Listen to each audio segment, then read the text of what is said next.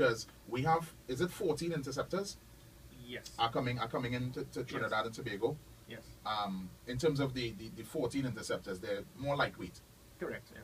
Um, It is similar to what you will see, like you see that Mr. Solos, the checkmates. Fast boats. They are very fast. Yeah. Some of the interceptors, they are very high tech, bulletproof. It has an automatic weapon system and so forth. But it can actually, usually they'll have the Coast Guard following boats in the Great Race. These vessels can actually win the Great Race.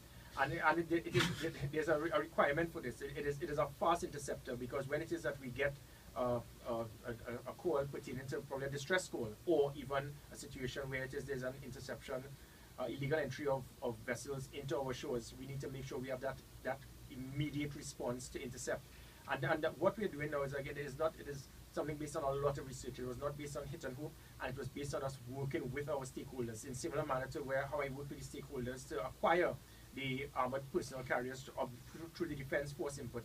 Likewise, these interceptors is something that was requested by the Trinidad and Tobago Defence Force.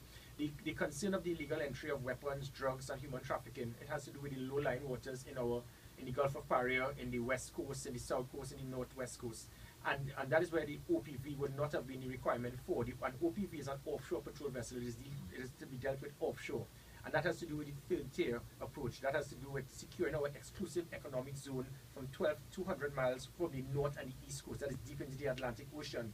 It is a fact that the main aspect of drugs, it doesn't enter through those areas. It enters through the Gulf of Paria, through the south coast, the Carcass, Cedrus, Moruga.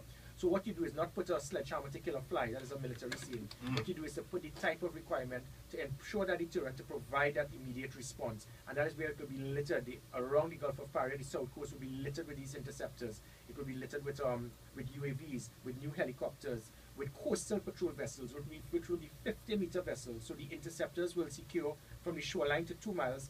The coastal patrol vessels will secure from 2 miles to 10 miles out, working all in tandem with each other, GPS tracking, being monitored through the National Operations Center.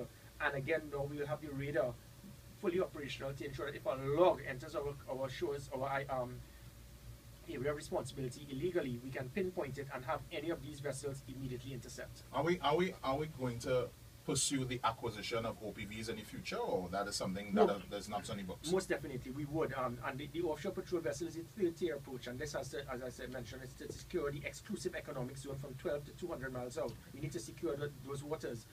But the concept of an offshore patrol vessel, long-range patrol vessel, tomato, based on the research, what we are doing is to ensure that we have the correct type of vessels to secure that exclusive economic zone. It will take arguably about several months for the proper tender process.